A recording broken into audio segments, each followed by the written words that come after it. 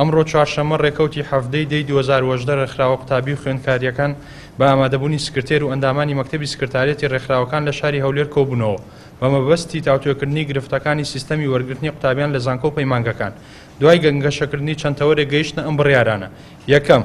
وەزارەتی خوێندنی باڵا پێداچوونەوەی تەواو بکات بە ناوی سەرجەم ئەو قوتابی خوێندکارانەی وەرگیراون یان وەرنەگیراون و سەرجەم قوتابیان و خوێندکاران مافی سکاڵایان هەبێ و سکاڵاکانیشان بەهەند وەربگیرێت. دووەم، بەو پێی ئامادەسازی بۆ نەکراوە و جیاوازێکی زۆری دروست کردووە بڕیاری ڕێژەی 70% بە 30% بۆ دەرچوانی خولی یەکەم و دووەم بگۆڕدرێت و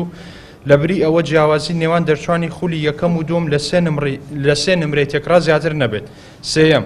داواکارین لە وەزارەتی خوێندنی باڵا ئەو 16,000 کورسیی زیاد دەکرێت بۆ وەرگرتن لە زانکۆکان بە شێوازێکی دادپەروەرانە دابەش بکرێت بەسەر خوازیاراندا بە ڕەچاوکردنی ئەو تێبینیانەی لەسەر سیستەمەکە بوونیان هەیە.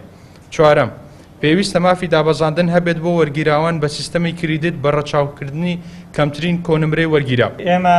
ڕێکخراوەکان ئەمڕۆ بڕیارمان داوە کە بۆ جارێکی تر کۆبوونەوەی هاوبەشە بێ لە نێوانمانداوە کۆی ئەو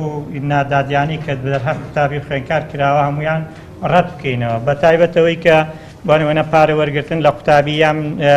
وەک پێویست دابنینەکردنی بە شەناوخۆیەکان. ئێمە ئەمڕۆ بەڕاستی زیاتر جەختمان لەسەر خاڵی کێشەیە نوکەیی کە وەرگرتنی قوتابی خوێندکارە کردەوە، بەڵام بە دڵنیایی لە داهاتوو هەماهەنگێ